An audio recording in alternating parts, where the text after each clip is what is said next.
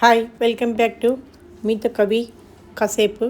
ఈరోజు ఈ వీడియోలో చాలా మంచి మంచి టిప్స్ ఉన్నాయండి. ఇవి చివరి దాకా చూడగలరు. మీకు ఏ టిప్ నచ్చిందో కామెంట్ రూపంలో తెలియజేయగలరు. ఎవరైతే ఫస్ట్ టైం చూస్తున్నారో సబ్స్క్రైబ్ చేయగలరు, లైక్ చేయగలరు, షేర్ చేయగలరు. ఇలా లైక్ షేర్ చేయడం వల్ల ఏంటంటే ఈ వీడియో ఇంకాస్త కొంతమందికి చేరుతుంది. ఈ వీడియోలో మొత్తం 12 టిప్స్ ఉన్నాయండి. చూసేద్దామా మరి.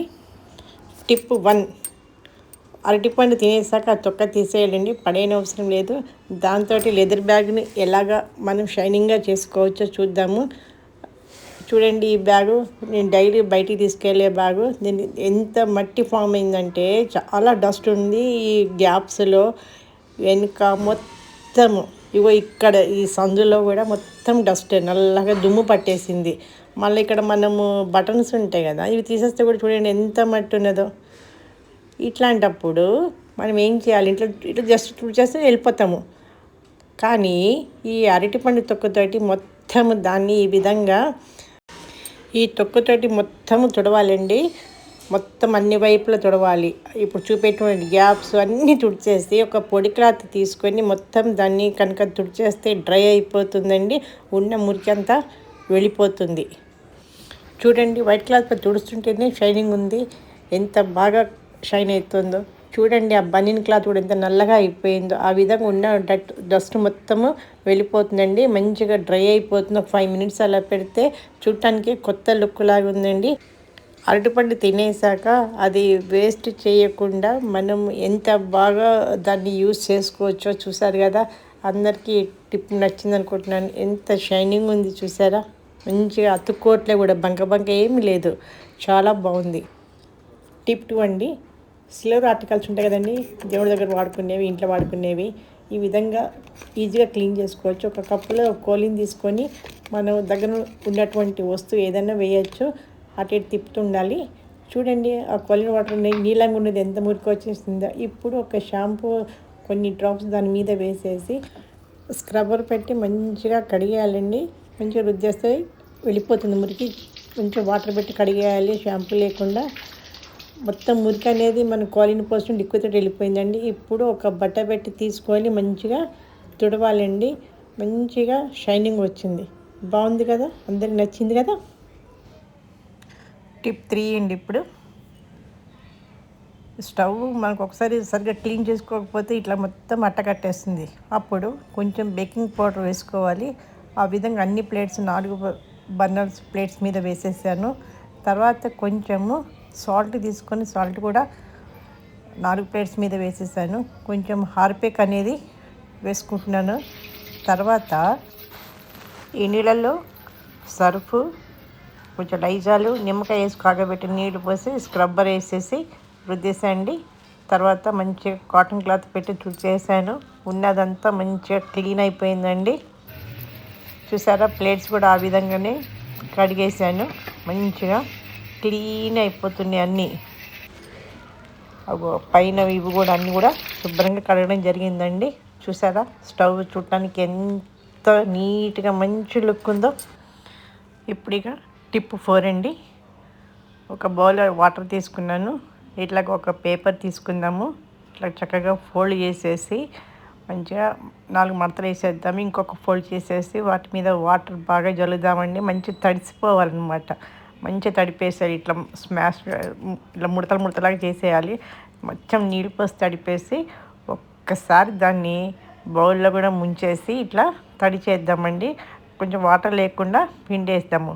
ఇప్పుడు దాన్ని ఏం చేద్దామంటే ఫ్రిడ్జ్ డోర్ ఓపెన్ చేసి ఏదైనా ఒక ర్యాక్లో మనము పెట్టామనుకోండి, ఇట్లా పెడితే ఫ్రిడ్జ్ ఎంత తుడుచుకున్నా కూడా ఒక్కోసారి బ్యాడ్ స్మెల్ అనేది ఉంటుంది.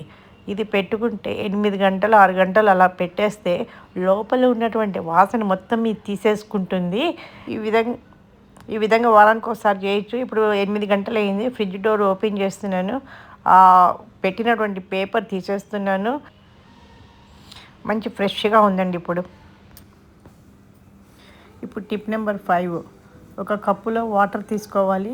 దాంట్లో ఒక 4-5 కర్పూర బిళ్ళలు వేసేసి ఏం చేయాలంటే ఇప్పుడు దాన్ని దోమలు రాకుండా ఉండాలంటే ఇది ఉపయోగపడుతుంది. ఏదైనా బల్ల మీద ఇలాగ మనం ప్లేస్ వేస్తే దోమలు రాకుండా ఉంటాయండి.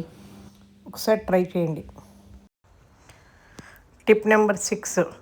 ఇప్పుడు ఒక టమాటా కట్ చేసుకొని దాంట్లో పంచదార కొంచెము పెరుగు వేసేసి మంచిగా ఇట్లా చేసి దాన్ని ఇప్పుడు ఏం చేయాలి అంటే మంచిగా చేతులకి, ఫేస్కి, నెక్కి మంచిగా రుద్దాలి. ఇలా రుద్దడం వల్ల ఆ చక్కెర దానివల్ల మొత్తము స్క్రబ్బర్ లాగా పనిచేస్తుంది. మొత్తం మంచిగా అవుతుంది ఫేస్. ఒక పావుగంట తర్వాత చల్లటి నీళ్ళు పెట్టి కడుక్కొని మంచిగా కాటన్ టవల్ పెట్టి తుడిచేసుకోవాలండి. మంచిగా చాలా ఫ్రెష్గా రిలీఫ్గా అనిపిస్తుంది, చాలా తేటగా అనిపిస్తుంది ఫేసు. ఈ విధంగా వారానికి 2 సార్లు 3 సార్లు చేసుకోవచ్చు. చాలా బాగుంటుంది, ట్రై చేయండి. Tip number 7. ఇప్పుడు ఇది మెంతికూర అండి. తెచ్చి దాదాపు 6 రోజులైంది. ఎంత ఫ్రెష్గా ఉంటుంది చూడండి. ఇప్పుడు ప్లేట్లోకి తీస్తున్నాను. మొత్తము 6 రోజుల తర్వాత తీసుకొచ్చాక మొత్తం అలా పెట్టాను. ఈరోజు వాడదామని కొంచెం తీసాను. ఈ విధంగా స్టోర్ చేసి పెట్టుకుంటే ఎన్ని రోజులైనా మనం ఫ్రెష్గా వాడుకోవచ్చండి. బయట ధరలు చాలా ఉన్నాయి. పెద్ద మెంతి అయితే 20 రూపీస్, 25 రూపీస్, 30 రూపీస్ అలా అమ్ముతున్నారు. ఇది కొంచెం మాయిశ్చర్ అయింది. ఆ పేపర్ అలా తీసేద్దాము. ఇప్పుడు దీంట్లో మొత్తం తీసేసి ఏం చేయాలంటే మనకి ఎంత కావాలో అంత వాడుకోవడానికి పక్కన పెట్టుకొని ఇంకొక పేపర్ ఇలాగా ఫోల్డ్ చేసి ఇప్పుడు ఈ డబ్బాలో పెట్టేద్దాము. ఆ పేపర్ని మంచిగా పెట్టేసి ఏం చేద్దాము, మనకి కావాల్సింది తీసుకొని మిగతాది మెంతికూర మొత్తం దీంట్లో స్టోర్ చేసేద్దాం. మళ్ళీ ఈ విధంగా మెంతికూర వేసేద్దామండి. ఇప్పుడు నేను నాకు కావాల్సినంత మెంతికూర ఈరోజు వాడుకోవడానికి తీసి పెట్టుకుంటున్నాను అండి. ఇంకొంచెం వేసుకున్నాను, పక్కన పెట్టేస్తున్నాను.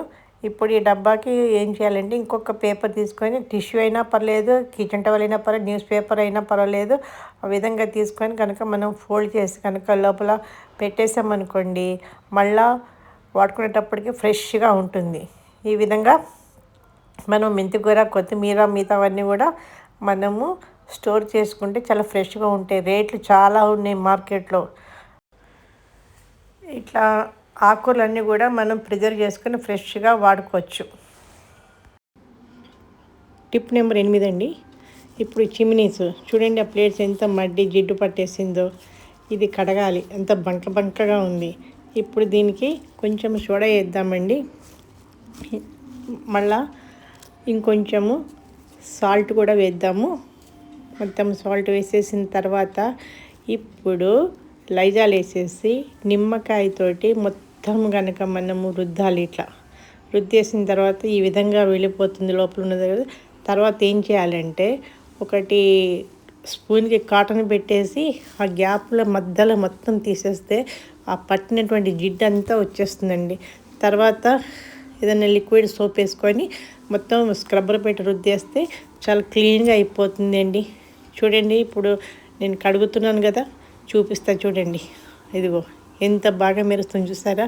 ఈ విధంగా ఈజీగా మనము నీట్గా క్లీన్ చేసుకోవచ్చండి. తర్వాత ఇంకొకసారి ఆ కాటన్ స్పూన్కి పెట్టి తీస్తే ఇంకేమైనా మిగిలిన జిడ్డు మడ్డి లాంటిది మొత్తం వచ్చేస్తుంది.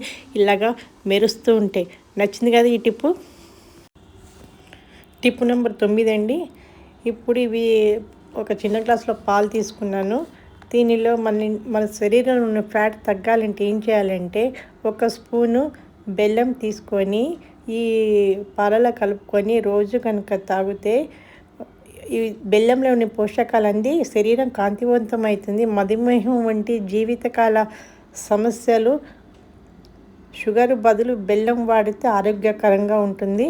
పాలు ఒకటే కాదు, టీ కాఫీలో కూడా మనము ఈ విధంగా వాడవచ్చు.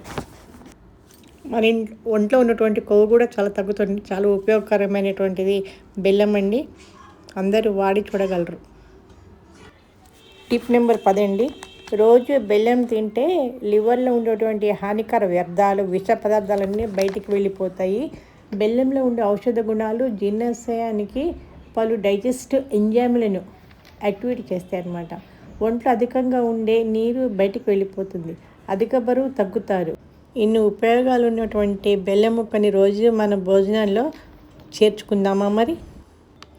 ఇప్పుడు టిప్ నెంబర్ 11 అండి. రోజు ఒక చిన్న ఎండు కొబ్బరి ముక్క తినడం వల్ల అందులో ఉండేటువంటి ఫైబర్ వల్ల గుండె హాయిగా ఉంటుందండి. బ్రెయిన్ కూడా చాలా బాగా పనిచేస్తుంది. అంటే మతిమరుపు సమస్యలు దూరం అవుతాయి కాబట్టి మనం డైలీ మీల్లో ఒకటి చిన్న ముక్క మనం కొబ్బరి కూడా తినాలి. ఆరోగ్యకరమైనది చాలా. ఇప్పుడు టిప్ నెంబర్ 12 అండి. మనకి అప్పుడప్పుడు జలుబు చేస్తుంటుంది, ముక్కు కారుతూ ఉంటే చాలా ఇబ్బందిగా ఉంటుంది. అప్పుడు ఏం చేయాలంటే కొంచెము ఒక కప్పులో బెల్లం తీసుకోవాలి, ఒక కప్పులో పెరుగు తీసుకోవాలి. ఒక స్పూను ఆ బెల్లం తీసుకొని ఆ పెరుగులో కలపాలి. కలిపేసి రోజు ఈ విధంగా మనం తీసుకున్నామంటే అలా 2 పూటలు తినాలి. అప్పుడు జలుబు తగ్గిపోతుందండి. చాలా మంచి పని చేస్తుంది.